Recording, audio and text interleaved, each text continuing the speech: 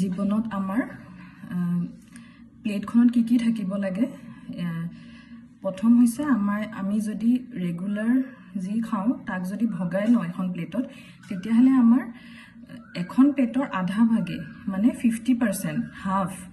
আমাৰ থাকিব লাগে শাক পাচলি লগতে ফলমূল তাৰপিছত 1/4 মানে 4 ভাগৰ 1 ভাগ থাকিব লাগে আমাৰ যিবোৰ প্ৰটিনযুক্ত খাদ্যত আহি গ'ল আমাৰ মাছ মাংস কণী দালি বিভিন্ন ধৰণৰ দালি আহি গ'ল সয়াবিন পনীৰ এইবোৰ বস্তু আহি গ'ল গাখীৰ আহিলে তাৰ পিছত আমাৰ আহিব 1/4 মানে 4 ভাগৰ 1 ভাগ আমি খাব লাগে কাৰ্বহাইড্ৰেট মানে যিবোৰ আমাৰ শস্যজাতীয় খাদ্য যেনে সিৰিয়েলছ বুলি কওঁ আমি ভাত ৰুটি আদি 1/4 গতিকে আপোনালোকে দেখিলে এখন প্লেটত আধা ভাগে আমাৰ ফ্ৰুটছ ভেজিটেবলছ আমি ইনক্লুড কৰিব লাগে এটো কিহৰ কাৰণে হৈছে আগতে অলপ বেলেগ আছিল আগতে আমাৰ কাৰ্বহাইড্ৰেটটো আমি বেছি খাবলৈ আমাৰ নিৰ্দেশনা আছিল কিন্তু এতিয়া নেশ্যনেল ইনষ্টিটিউট অফ নিউট্ৰিচনে যেহেতু আমাৰ লাইফষ্টাইল ডিজিজবোৰ বাঢ়ি গৈছে ইণ্ডিয়ান পপুলেশ্যনত হেতু কাৰণে যিবোৰ ভিটামিনছ মিনাৰেল যেহেতু বেছি থাকে ফ্ৰুটছ ভেজিটেবলছত গতিকে হেতু কাৰণে বেছি ইনক্লুড কৰিবলৈ নিৰ্দেশনা দিছে এতিয়া কিন্তু আমি উল্টা কৰি থাকো তাৰে আমি ভাতটো বেছি খাওঁ আৰু লগতে বাকি বস্তুবোৰ আমি কমাই লওঁ কিন্তু আসলতে আমি উল্টাকে যদি কৰো তাৰ হলনি তেতিয়া আমি দেখিম যে লাহে লাহে আমাৰ হেলথটো ভাললৈ আহিছে তে এইখিনিৰ উপৰিও আমি এটা কথা মন দিব লাগে পানী এতিয়া পানী আপোনালোকে জানে আমাৰ তাৰ মানে জীৱনী শক্তি বুলি ক'ব পাৰো কেতিয়াবা আপোনাৰ যদি মনটো বেয়া লাগি আছে মূৰ বিষাই আছে বা গাটো বেয়া লাগি আছে বা কেতিয়াবা যদি ভুকু লাগি থাকে আপুনি যদি পানী এগিলাস খাই দিয়ে তেতিয়া বহুত ৰিলিফ পোৱা যায় আৰু যেতিয়া আমাৰ ধৰক কিবা বহুত ষ্ট্ৰেছ হৈ থাকে ভয় লাগিছে তেতিয়াও আমি পানীয়ে অফাৰ কৰো গতিকে পানী আমি সদায় যিখিনি কোৱান্টিটিত খাব লাগে সদায় আমি সেই কোৱান্টিটিখিনি কমপ্লিট কৰিব লাগে এতিয়া মই যদি ক'ব যাওঁ আমি 3 পৰা 4 লিটাৰ যদি পানী খাব পাৰো দিনটোত তেতিয়া বহুত বেছি ভাল তেতিয়া আমাৰ চুলিৰ পৰা আদি কৰি স্কিন আমাৰ পেটৰ বেমাৰ এইবোৰ বহুত হোৱা সম্ভাৱনাবোৰ কমি যায় এতিয়া তাৰ লগতে এইখিনিৰ উপৰিও মই আপোনালোকক কিছুমান হেবিটৰ কথা ক'ম কি আপোনালোকে আপোনাৰ হেবিটবোৰ কেনেকৈ চেঞ্জ কৰিব প্ৰথম কথা হৈছে আমি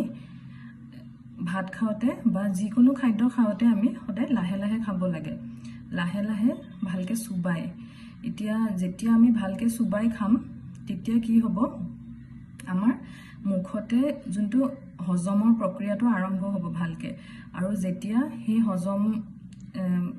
হৈ পেটলে যাব আধাখিনি বস্তু আমাৰ হজম হৈ যাব তে আমাৰ বডিটোৱে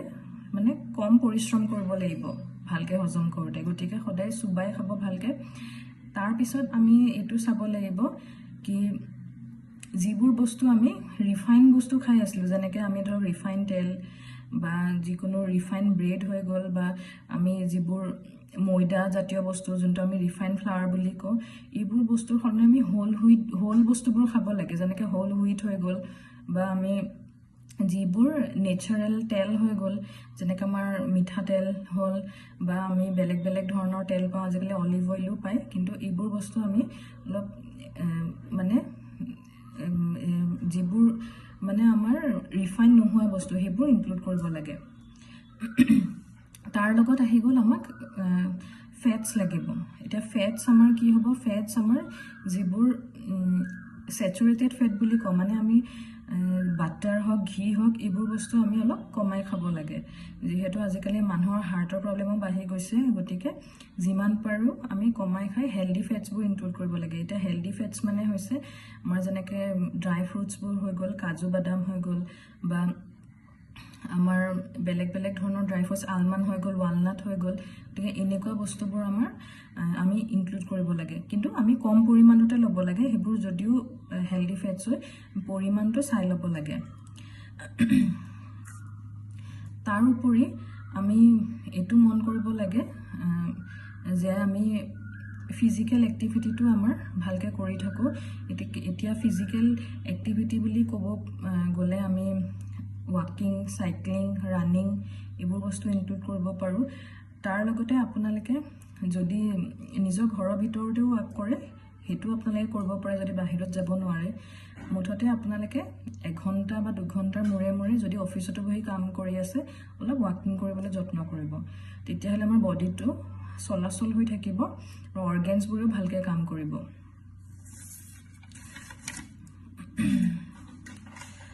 এতিয়া মই আপোনালোকক কিছুমান হেলদি অপচনৰ কথা কম এতিয়া যেনেকৈ আপোনালোকে ধৰক আমি মেক্সিমাম কি কৰোঁ কেতিয়াবা আমাৰ ভোক লাগিলে আমি বাহিৰৰ বস্তু খাই দিওঁ বা বিস্কিট খাই দিওঁ আজিকালি বহুতে বিস্কিটছ বা এনেকুৱা কিছুমান পায় আৰু বাহিৰৰ স্নেক্স যেনেকৈ আমাৰ চিপছ হৈ গ'ল চানা হৈ গ'ল এইবোৰ বস্তু আমি বেছিকৈ খাওঁ গতিকে আপোনালোকে চাব যে আপোনালোকে হেলদি অপশ্যনবোৰ ইনক্লুড কৰিব যেনেকৈ আমাৰ ফল মূল হ'ল বা মই যেনেকৈ ক'লোঁ ড্ৰাই ফ্ৰুটছৰ কথা ড্ৰাই ফ্ৰুটছ ইনক্লুড কৰিব পাৰে যিহেদি আমাৰ পেটটো ভৰে আমাৰ শৰীৰৰ কাৰণেও ভাল এতিয়া এই গোটেই কথাখিনি যে মই ক'লোঁ এই কথাখিনি এনেকুৱা নহয় যে আপোনালোকে এদিনতে কৰিব পাৰিব এতিয়া মেক্সিমাম মানুহৰ আমাৰ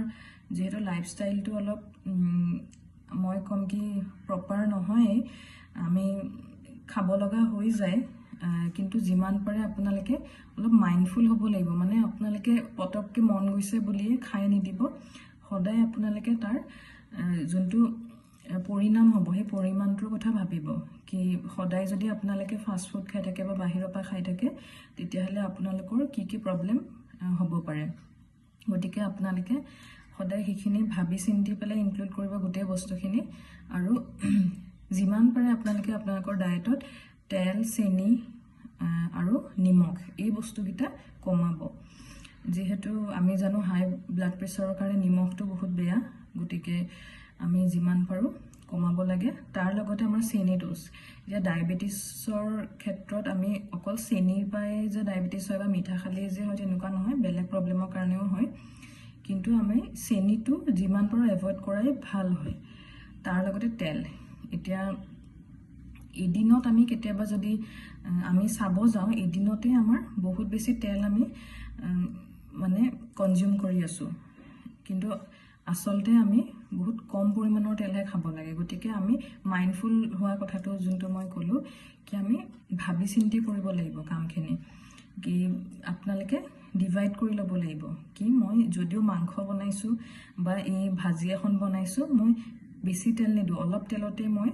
খাব লাগিব কাৰণ কি সেই বস্তুখিনি কি হয় আমাৰ বডিত গৈ পেলাই বহুত বেছি বেয়া কিছুমান পদাৰ্থলৈ ৰূপান্তৰিত হয় গতিকে সেই বস্তুবোৰে আমাৰ ধৰক যিবোৰ আমাৰ হাৰ্টত ব্লকেজ হয় বা কলেষ্ট্ৰল বাঢ়ি যায় এইবোৰ বস্তুৰ কাৰণে হয় গতিকে আপোনালোকে সদায় এই বস্তুখিনি চাব আৰু বিশেষকৈ ক'ব গ'লে আপোনালোকে বেলেঞ্চ ডায়েট মানে মই যেনেকৈ ক'লোঁ কি আপোনালোকে সদায় নিজৰ প্লেটখনত কি কি আছে গোটেই বস্তুখিনি ভালকৈ চালি জাৰি চাব যিমান পাৰে আপোনালোকে ৰং বিৰঙৰ খানা মানে আমি ৰেইনবো ডায়েট বুলি কওঁ বেলেগ বেলেগ ৰঙৰ আপোনালোকে যদি শাক পাচলি বা ফল মূল আদি ইনক্লুড কৰে তেতিয়াহ'লে আমি বেলেগ বেলেগ ভিটামিন পাব পাৰোঁ গতিকে সদায় তেনেকৈ আপোনালোকৰ প্লেটখন সজাব আৰু সৰু ল'ৰা ছোৱালীৰ ক্ষেত্ৰতো আমাৰ বিশেষকৈ কি এটা অসুবিধা হয় তেওঁলোকে মানে আজিকালি বাহিৰত জাংকটো বেছি খাব বিচাৰে গতিকে সৰু ল'ৰা ছোৱালীবোৰৰ ক্ষেত্ৰত আপোনালোকে অভ্যাসটো সৰুৰ পৰাই যদি কৰে ঘৰতে ভাত খুওৱা বা ঘৰতে আপোনালোকে বিভিন্ন প্ৰকাৰৰ ৰেচিপি বনাই পেলাই ৰং বিৰঙৰ যিহেতু কালাৰফুল বস্তুবোৰ দেখিলে তেওঁলোক এট্ৰেক্ট হয় গতিকে আপোনালোকে সৰুৰ পৰাই অভ্যাস কৰাব আৰু মানে কি হয় সৰুৰ পৰাই যদি অভ্যাস নকৰাই তেতিয়াহ'লে শিশুসকলৰো মানে সেই অভ্যাসটো বেয়া হৈ লাষ্টত সেইটো এটা হেবিট হৈ যায় মানে বেয়া হেবিট এটা হৈ যায় গতিকে মই যোনটো ক'লোঁ আপোনালোকক হেবিটৰ কথা হেবিটটো সদায় আপোনালোকে সৰুৰ পৰাই কৰালে সেইটো ফৰ্ম হ'ব আৰু তাৰপিছত সেইটোৱে কনচিষ্টেণ্ট হৈ থাকিব কিন্তু আপোনালোকে যদি মাজত আহি পটককৈ এসপ্তাহতে এমাহতে কৰাব বিচাৰে সেইটো কেতিয়াও নহয় গতিকে সৰুৰ পৰাই সেইটো কৰাব আৰু খাদ্যৰ লগতো আমাৰ ব্ৰেইন ডেভেলপমেণ্টৰো কথা আছে যিহেতু শিশুসকলৰ ব্ৰেইন ডেভেলপমেণ্ট হৈ থাকে গতিকে আমি যদি প্ৰপাৰ খাদ্য প্ৰপাৰ নিউট্ৰিশ্যন নিদিওঁ তেতিয়াহ'লে ব্ৰেইন ডেভেলপমেণ্টৰ ক্ষেত্ৰতো বহুত হেঙাৰ আহিব পাৰে গতিকে সেইটো আপোনালোকে মন কৰিব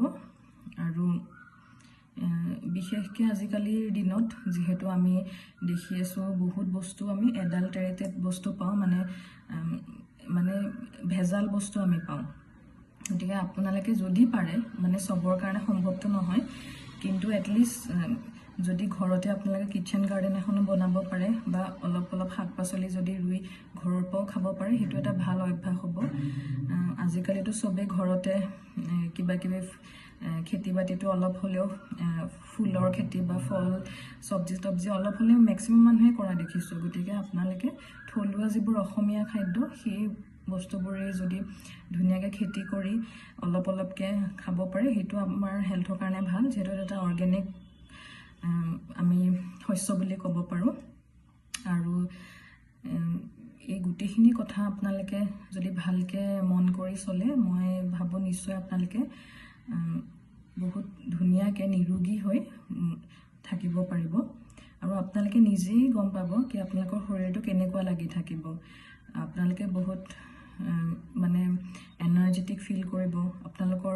এনেকুৱা লাগিব যেন মই আৰু কাম কৰিব পাৰিম, মানে প্ৰডাক্টিভিটিটো বাঢ়িব, এলাহটো কমিব। আৰু পানী যিমান খাব আপোনালোকৰ সিমানেই মাইণ্ডটো ফ্ৰেছ হৈ থাকিব, বডিটো ফ্ৰেছ হৈ থাকিব। গতিকে আজিকালি মেক্সিমাম আপোনালোকে এই কথাখিনি চাগে বহুতে আগতেও শুনিছে, কিন্তু মই কিয় আপোনালোকক ক'লোঁ, আপোনালোকক এটা ৰিমাইণ্ডাৰ মই আকৌ দি দিলোঁ কি এনেকুৱা ধৰণৰ আপোনালোকে যদি হেবিটছ ফৰ্ম কৰে নিশ্চয় আপোনালোকৰ ভাল হ'ব। আৰু আজিৰ কাৰণে মই এইখিনিতে সামৰিছোঁ।